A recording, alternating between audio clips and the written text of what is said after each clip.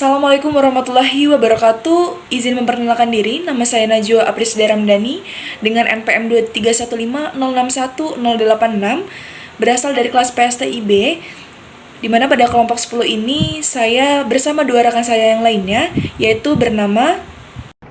Perkenalkan, nama saya Anggriani Lutfia Ratu dengan NPM 23150610058. Assalamualaikum warahmatullahi wabarakatuh. Perkenalkan, nama saya Aiman TV.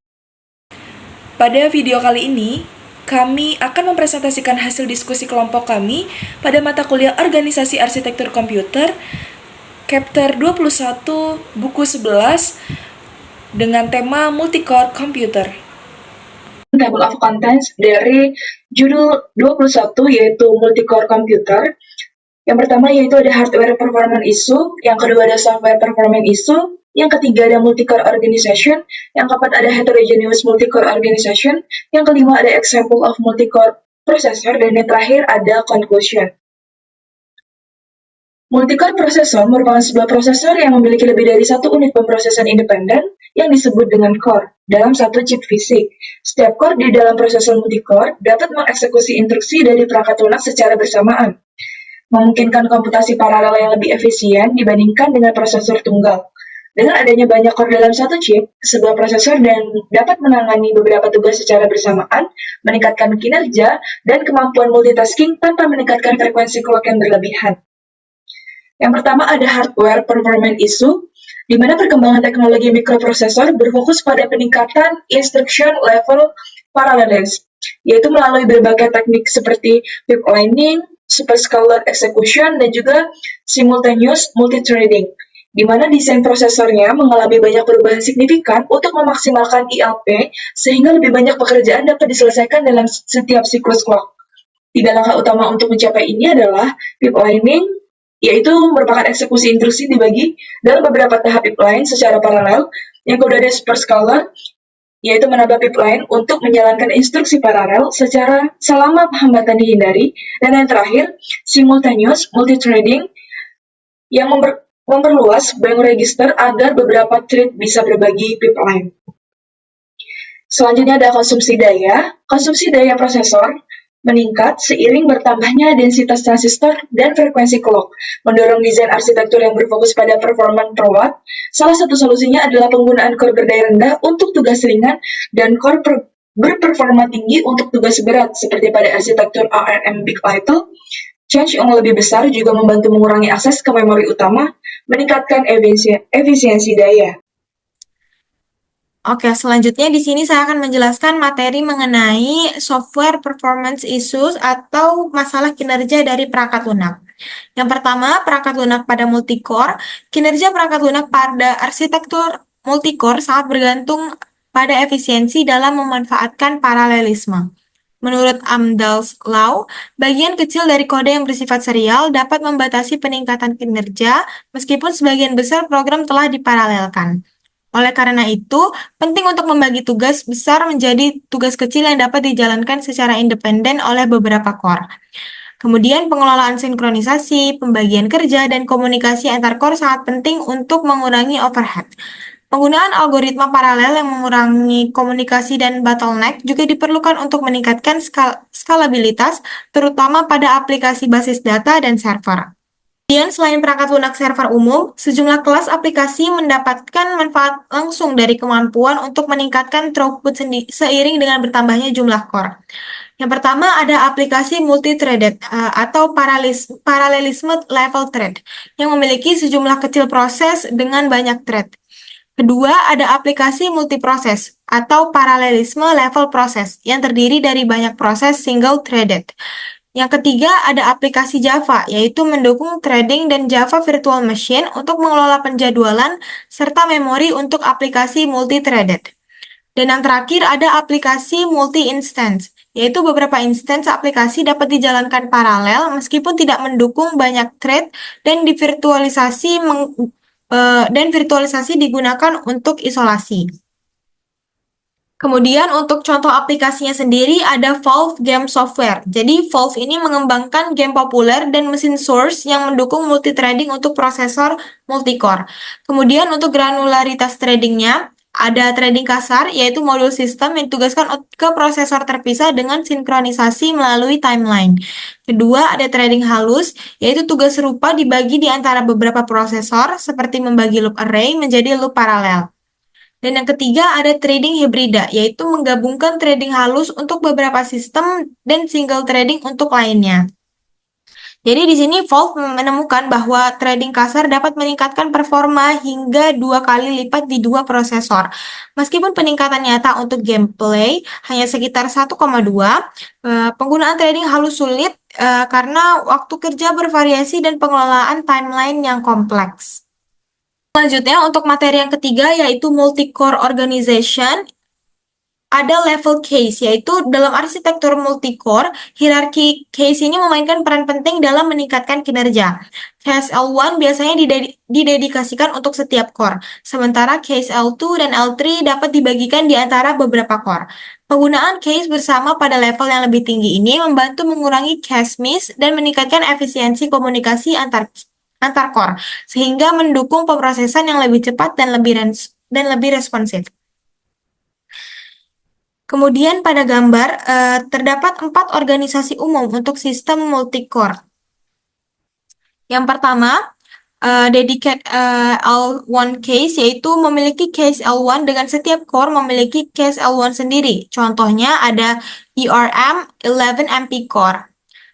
Kemudian untuk gambar kedua ada dedicate L2 case, yaitu memiliki case L2 yang terpisah tanpa berbagi case on chip. Contohnya ada EMD Opteron. Kemudian yang ketiga ada share L2 case, yaitu memiliki case L2 bersama dengan setiap core memiliki L1 terpisah. Contohnya ada Intel Core Duo. Dan gambar yang terakhir, share L3 case, yaitu memiliki case L1 dan L2 terpisah untuk setiap core serta L3 bersama. Contohnya ada Intel Core i7. Nah, untuk keuntungan case bersama ini, yang pertama mengurangi tingkat miss secara keseluruhan melalui interferensi konstruktif. Yang kedua, data yang dibagi antar core tidak direplikasi pada level case bersama. Ketiga, ada alokasi case bersama untuk setiap core bersifat dinamis. Keempat, komunikasi antar core lebih mudah melalui lokasi memori bersama. Dan yang kelima, ada masalah koherensi case terbatas pada level case yang lebih rendah.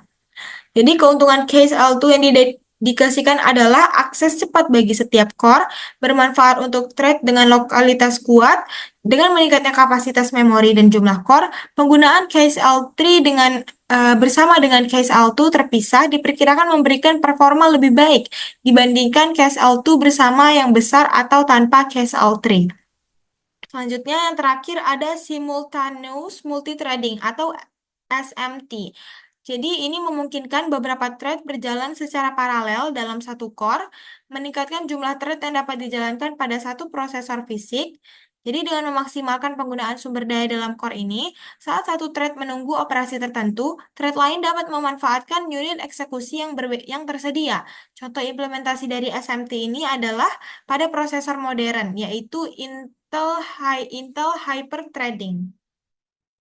Selanjutnya, yang keempat, ada Heterogeneous Multi-Core Organization. Dalam upaya mengoptimalkan penggunaan ruang silikon pada chip prosesor, desainer harus menyeimbangkan banyak elemen desain untuk memaksimalkan kinerja dan meminimalkan konsumsi daya.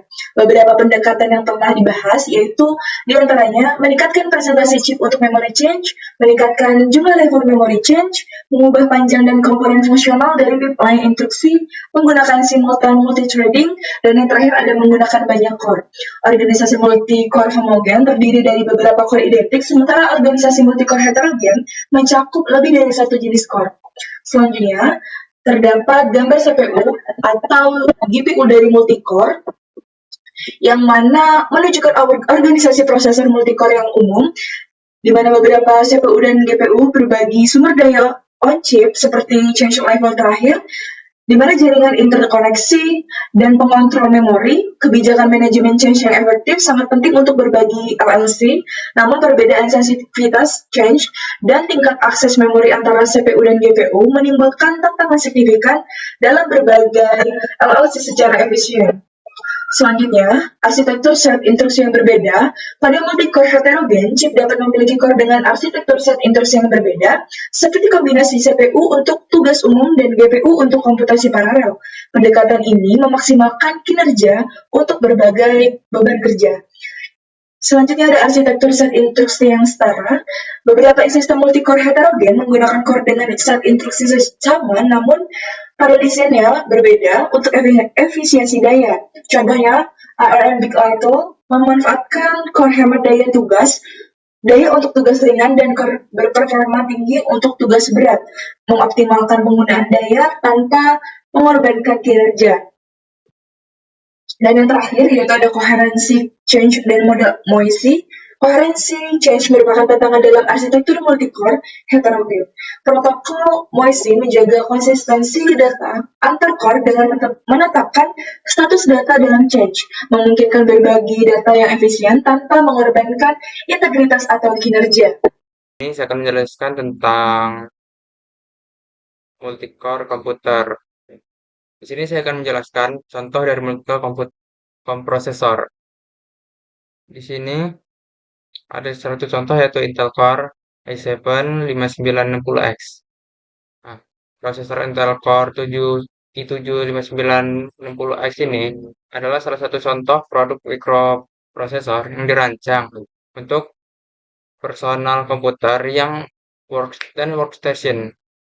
Prosesor ini memiliki 8 core yang masing-masing bisa menjalankan instruksi secara paralel, serta didukung dengan cache L3 sebesar 20 MB atau megabyte yang digunakan bersama oleh semua core.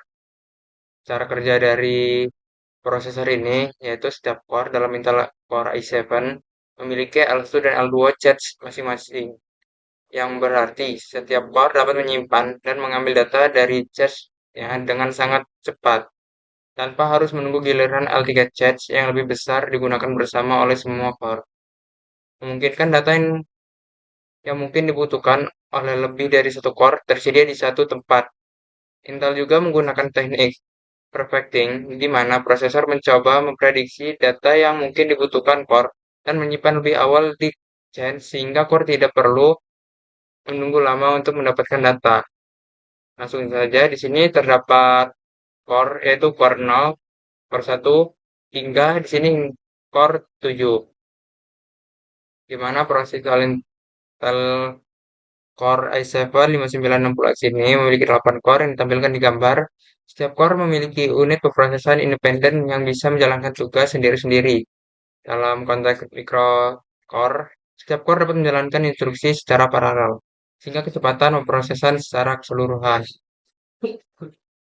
Nah, di sini terdapat L1II dan L1D, di mana L1I atau instruction change dan L1D merupakan data change, yang dimana masing-masing memiliki sebesar 32 kilobyte.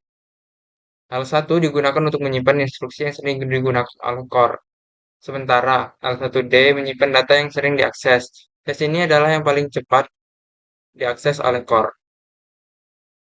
Lalu terdapat L2 change. Setiap core juga memiliki L2 change sebesar 256 kilobyte.